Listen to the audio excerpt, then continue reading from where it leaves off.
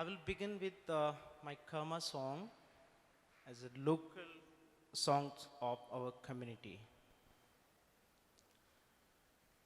कर्मा के पोथीला घर मां बिसर के आयो का गाहूं कर में गतीला हे भगवान कर्मा के पोथीला घर मां बिसर के आयो का गाहूं कर में गतीला mean I forget my knowledgeable book in my home. How I sing a song of my life. People call me Venkat. My full name is Venkat Raman Singh Shyam. This long-winded name was bestowed on by my maternal grandfather, Prasadilal Uike, who was known to have stopped tigers in their trails and birds there in flight. I was born into Pardhan-Gond family in a village called Sijhora in Madhya Pradesh, central India. A few kilometers from my home lies the Kana forest where Rudyard Kipling merely set his famous Jangarh book. I now live in the state capital Bhopal and I climb Bhimbetka, the oldest rock of and painting site in this part of the world as my rightful cultural heritage. The Bhimbetka rock shelters are more than 30,000 years old and are housed in the dike along the Narmada River, the oldest river in the Indian subcontinent. Over the past 3 years, I have worked with my friend S. Anand, an editor and publisher in Delhi, on an illustrated story of my life and my community. This project will become a book called Finding My Way. And this book, and in my life in general, I have drawn an arc from Sijhora and Bhimbetka and climbed kinship with European artists such as Gaudi and Dali, as well as with Aboriginal artists of Australia, whom I was yet to meet, but whom I intuitively seem to know. In the mid-1980s and 1990s, Jangarh Singh Shyam, my uncle, my father's younger brother, single-handedly and single-mindedly gave Pardhan-Gond art its name and identity in the international world. Today I stand here and sit here and speak before you because my uncle Jangarh and the encouragement and support they received from another famous Indian artist, Jagdish Swaminathan, who promote not only Jangarh Singh Shyam, but many tribal artists like him. Today I stand or sit here before you also because my uncle Jangarh committed suicide in Japan, Niigata, Japan, in the year 2001. His death paralyzed the world of Gond art, and at the same time, it opened the doors to the world for artists such as Bhajju Shyam, Ram Singh Urveti, Durga Bai, and myself. While I respectfully acknowledge the traditional owners of the land and sea where this event is taking place, and bow to the elders, both past and present, with the same respect, I venture to say that the Gond community I came from, the indigenous people of Australia, have both an ancient and recent connection of very strong nature. First, I will tell you about the recent connection.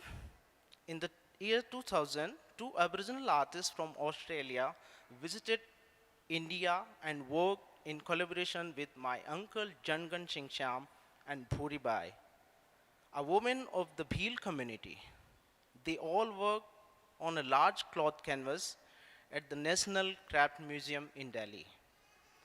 After many inquiries, my friend S. Anand found out that the two artists from Australia were Dzambova Maravali and Kathy Maravali. In the Craft Museum's record, the also appears is Liavade Maravali. I also come to know that Dzamba Maravali, the leader of Yolungu Madarpa clan and the Beniala Yelpara homeland, had been appointed to the Australian Prime Minister's Indigenous Advisory Council in August this year. I can't begin to tell you how much to word Dzambua means in the indigenous people of the Indian subcontinent. Two same communities labeled untouchable in India. Jamba is the name of their big god, the god of gods, the All-Father, the land of subcontinent in this oral folk history is called Jambu Deepa. The island of Jamba, it is said there's a very little research on their linguistic connection, and I, who barely finished my high school, cannot say more to prove the importance of this strange coincidence, but I trust my intuition that there is a connection and that there are no coincidences. Now, in the light of what I have just said, if you looked at the collaboration between the Maravalis, Jangarh Singh and Bhuribai, you would realize how closely they shared the space and drew together the story of their origins. The other connection is a far more accepted and well known in the Mesozoic era, some 200 to 250 millions years ago. The Gondwana land and Laurasia supercontinent emerged from the undivided landmass and Pangaea. Gondwana included most of the land masses in what is today the southern hemisphere, including Antarctica, South America, Africa, Madagascar, and the Australian continent. The land masses that moved into the northern hemisphere formed the Arabian Peninsula and the Indian subcontinent. We all now know that Earth was all water and one landmass before the continents were formed. My community, the Gond, shares its name with the ancient Gondwana land. We may well have been the first people of India, but certainly over millennia we must have also have become a very mixed people. People ask me, where exactly do you come from? I don't look or sound Adivasi enough to them. Adivasi word that means original, inhabitant, and also the generic terms for India's indigenous people. In my art, I have shown that all life and all art about the coming together of the line and the dots. Some dots are placed when joined, they can assume any shape, they can be given any color, they become lines and turn into rivers. In the land where I am from, scientists have found fossils of Rajaswaras narvadensis, which experts says was a theropoda dinosaur that belonged to the time the Gondwana supercontinent broke up some 165 million years ago. Our oral traditions speak of a time when the day lasted 6 months and the night was just long. In this district I came from, we have the Mandla Planet Fossils National Park, where the oldest petrified trees dating back the Jurassic era are found. This is where all our stories come from. This is where I, Venkat Raman Singh Shyam, come from.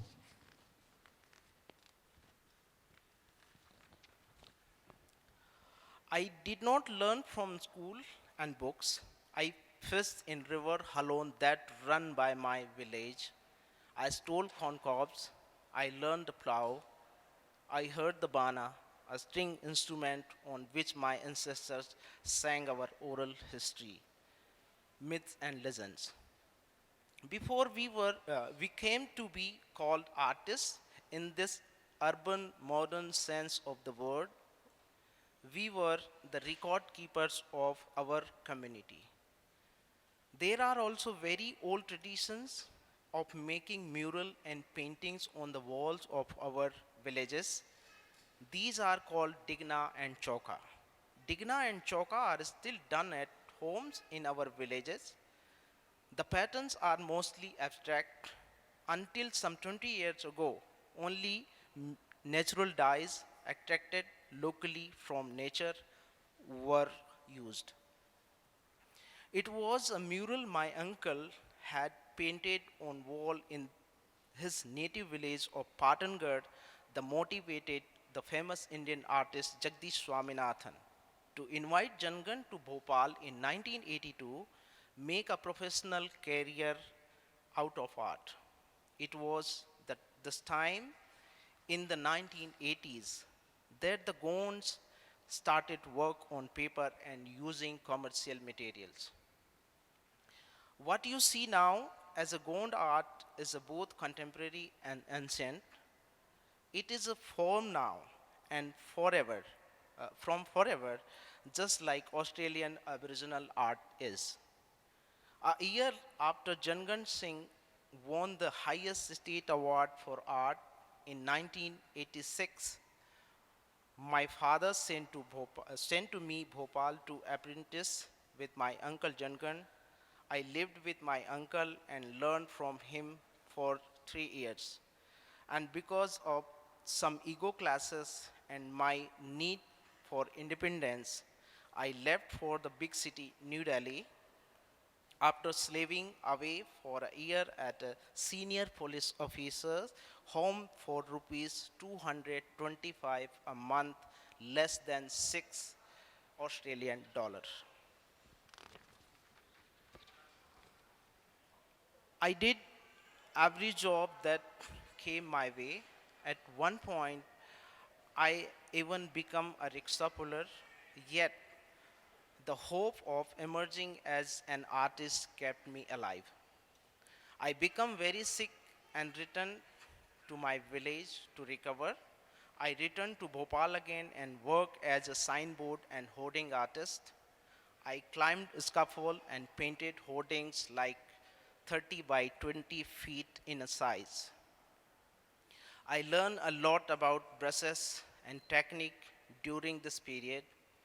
My art today reflects a confluence, a sangam of many kinds of art I have seen and tried, though I think I retain an aesthetic and stylistic sensibility that is distinctly Pardhan-Gond. Meanwhile, I did what everyone in the world does. I fell in love. I fell in love with a woman called Saroj. We all got married and had 2 children. Saroj is still my wife, and she is now artist in her own right. In 2001, the tragic news of Jangan suicides in far off land shocks not just the Pardhan-Gond artistic community, but the entire world of art and letters in India. Jangan's death also brought renewed interest in our art form. Suddenly, publishers wanted us to illustrate children's books. We were sent to art festival abroad.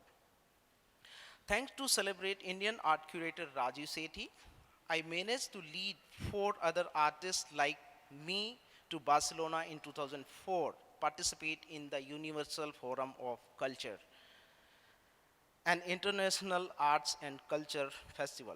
In Barcelona, I saw the works of Gaudi and Dali for the first time and felt a strong kinship with them. I have now exhibited in many parts of the world, at Sakaha in Canada, and more recently at galleries and universities in the United States. But this visit to Australia is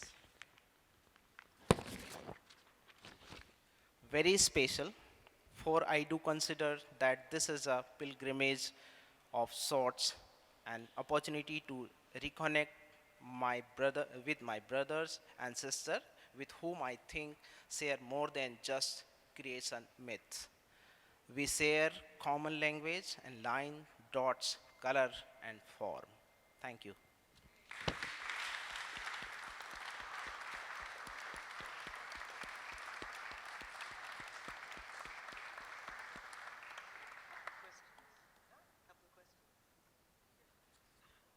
Thank you very much, Venkat. It was very kind of you to prepare that. I think yours is just there. And we've all had a great time with Venkat. He's been here for about 10 days, and we've watched him create the mural behind us. I mean, for me, watching Venkat work, he did it so easily, it was really, you could really get a sense that this technique and this iconography was very deeply embedded in his work, and a fascinating history of Gond art as well.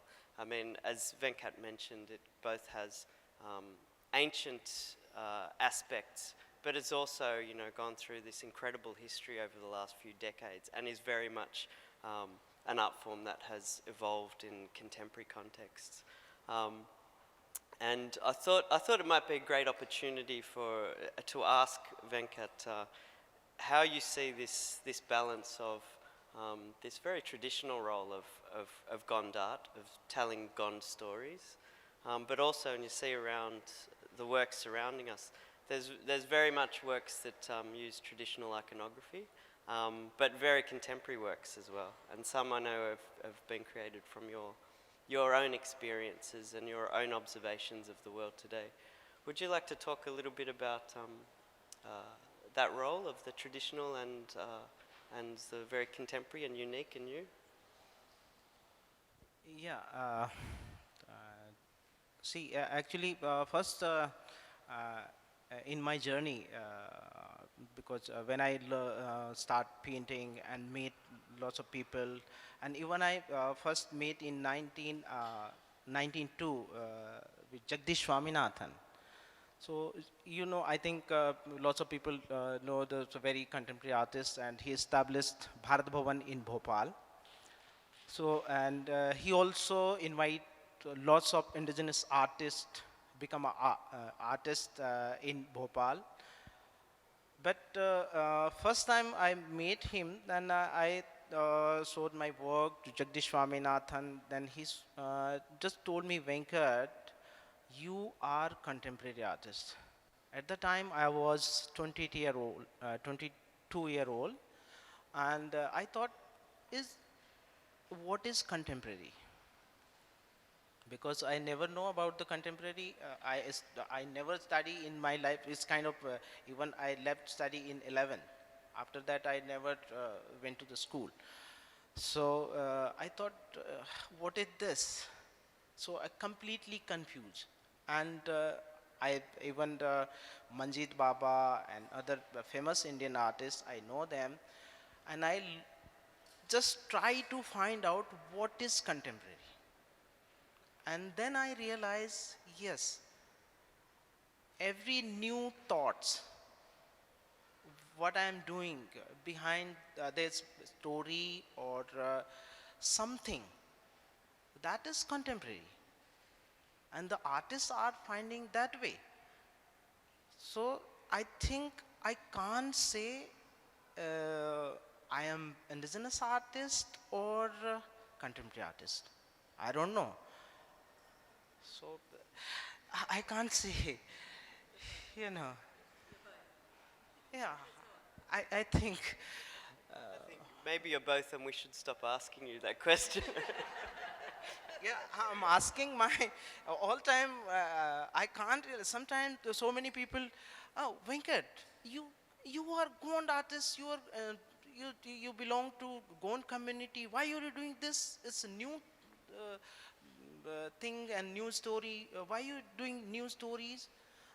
And then my just I replied to them, see, after 1 year, 2 year, 10 year, or I think 100 year, it will be a history. So my ancestors who are telling the story, that would the also the new story, but now we are using the old story. So how can we can balance together? So this is all time the new and it's contemporary. I can't say that's it's old or new. I don't know. Good answer. I think the answer's better than the question, actually.